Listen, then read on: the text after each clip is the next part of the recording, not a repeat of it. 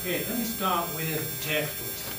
Now, textbooks are very expensive, and we have some options for you so that you don't have to put yourself to a great expense. The most expensive way to purchase your textbook is to go to the bookstore and buy the hard copy. I don't know how much it's selling for, but it's considerable. Now, the hard copy and the other ones will come with an access code so that you can get to the software materials in order to be able to do the class. Now, the publisher has started producing a 3-hole punch version of the textbook. They're exactly the same pages, they're just 3-hole punched in the package, and they sell you with the access code. And it's $30 or $40 less. You'll need to go to the bookstore to find the actual prices, but those are 2 options you can use to get the access code. You cannot go to Amazon.com or anywhere else and get this book because it's not going to come with the access code. Now, if you wish to do the course without a hard copy of anything, you can't do that because the textbook is actually in the software. So when you get access, you also get access to the textbook. Which means that if you have an old version of the textbook, it still works. It's not going to be the same as this textbook, but you will have this textbook in the software, so you can see what changes there are. Now basically, the changes were that the first chapter of the old book was split up into 2. It rearranged it a couple of sections, but that was the major change. They split up the chapter into 2 chapters, so now you have more chapters in this book than we had in the old book.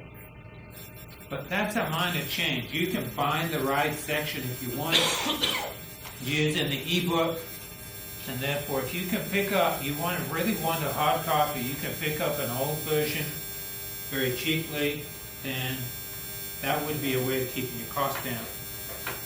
Now what we're going to do is I'm going to do is to show you how you're actually going to get access.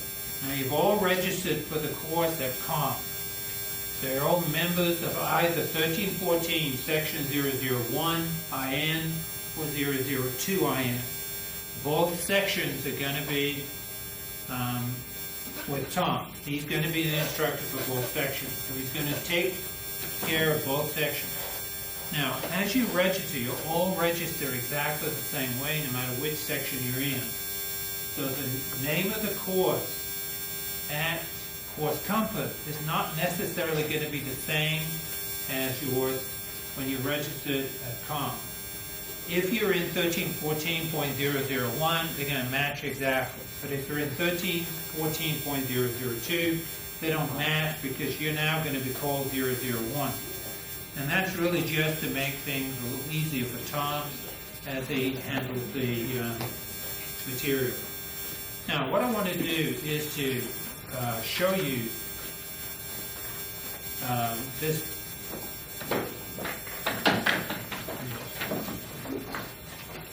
I'm going to walk your way through the single sheet that I gave you.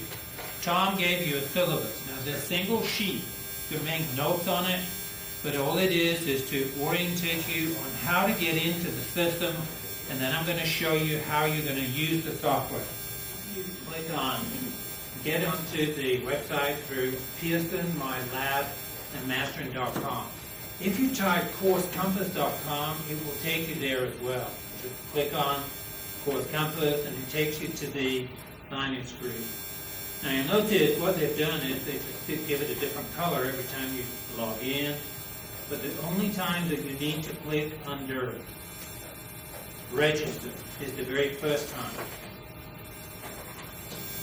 Now, what you'll do then is to click on your course name. Now, you would click on, or you would type in English 15042.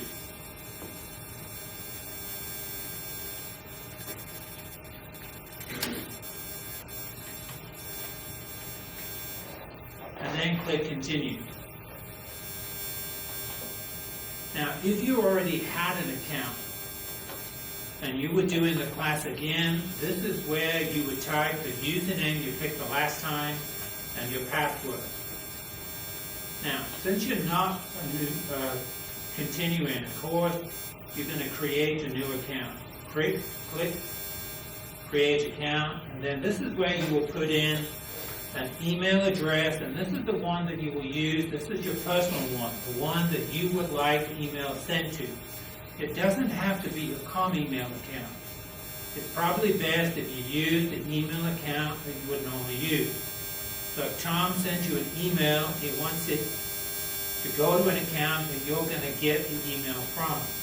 So if you never check your com email, then messages won't go to the place that you're going to read them. Now, at the bottom, when you filled all that in, let me put in a dummy one.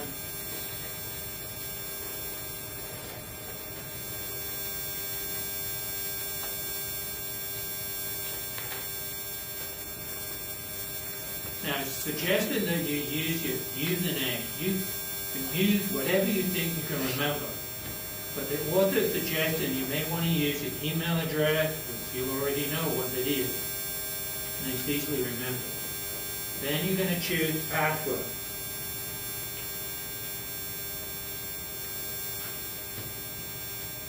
Now, the restrictions down the side of what you need to do, you need to include at least 8 characters, and 1 letter and 1 number.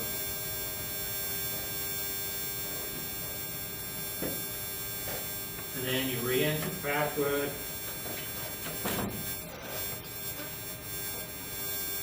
This is where you put in your name.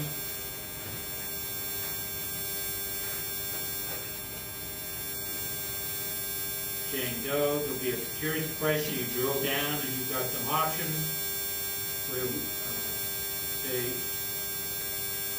where were you born, and then you're going to accept the license agreement, so click on that, and then it will go to create an account. Oh, something went wrong.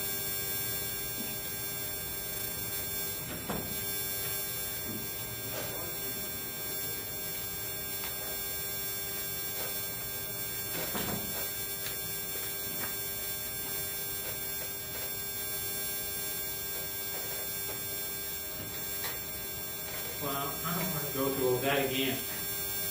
But this is where you put in the information. I'm not sure why it wouldn't create an account for me. It's probably because I've already created an account once with a different student. And I used the same email address, and so it's probably thinking I already have an account. So you would do that and then create an account. What it's going to do is to then give you the option. You're either going to get access by entering the access code that came with the textbook. I noticed some of you have already got the textbook. There's an access code in there. So you'll enter it just as you see it, and it will give you a sample of an access code on the screen, and you'll be able to see it's the same kind of code that's in your textbook. Now, the other option is that you're going to buy it. This is the one where this is the only expense you would have. If you put in credit card information, you can buy the access for $80. Now, you then have the option after that, so once you bought the access code, to then find in a hard copy textbook. It can be an old edition, or it can be a very inexpensive new edition if you can find one. Now, for those of you say that I have to buy it, but I don't have money to buy it now, well, for this semester, Pearson started our temporary access option. You have 17 days. It will give you, down at the bottom of the screen, it will say, do you want temporary access? So you get access for 17 days, and then after the 17 days, it's going to lock you out.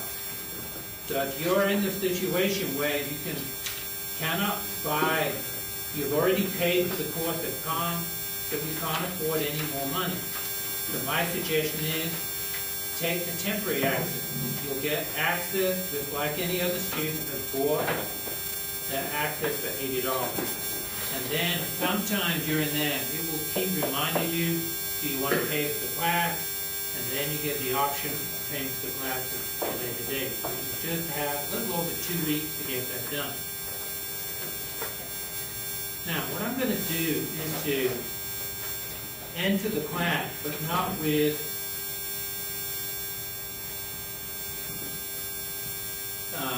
your active code. I've created a dummy account so you can see what a student can see. So it's not going to be Tom's course exactly. Everything else is going to be the same except for the syllabus. So I'm going to sign in. As you will, once you register for the class, you'll sign in. Now, click sign in and it takes you to kind of a login page. You're going to sign in with whatever username and password you chose, and then click sign in. Now this is on the handout in item number 2. When you want to log into My Math Lab, you're going to go back to the website, Pearson, My Math Lab, and mastering.com. Put it in your favorites or something, so you don't have to type in such a long web address. And then click sign in, and that's when you enter your username or password. Now you'll notice the things on this screen. On the left-hand side, you'll see your course name. That's how you enter the course. But there are other things that you see on this one. If you really have picked up nothing from today's introduction, there is help that you can get from the website. You can get answers to questions that you might have.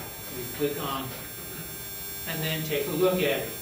It gives you some information on access code, how to register, how to enroll, sign in, and so on. The other way you can get help is just click Help and Support in the menu bar at the top. And it will give you student help. You can search the knowledge base. Now, because I signed in as a student, it's only giving me the help a student might ask for. So you click on Help, System Requirements, what kind of a computer can you use this software on? We can actually use it on a PC or a Macintosh, or even a, I'm not totally sure I can say this, but I think that the iPads is going to be able to work on those as well. They said they were going to make it accessible through the iPad, but I'm not sure that that's actually been launched yet. So you've got various ways you can get help without emailing your instructor. Now, when you're ready to get into the course, just click on the course name. And like I said, this is not, it's acting up a little bit today. I'm not sure why, but it should be a lot faster when you do it on your home computer. Now, the first page, for those of you who've done a Blackboard class, it's kind of like the first page you see when you log into Blackboard. It's the dashboard. Now, on the dashboard, you've got various features that the software writer thought would be useful to you. You've got a weekly calendar. Now, on the weekly calendar, if you click on these icons, the icon will show you what assignments are open for you to try. It's basically everything. We made everything accessible. All the homework that you're going to do, all the quizzes you're going to do would be accessible the first day. But you cannot just zip around in a random fashion. You have to go through the assignments in sequential order. That's because this material is cumulative. What you learn in one section may be used in another one. So we're going to have you go through the sequence in order of the textbook.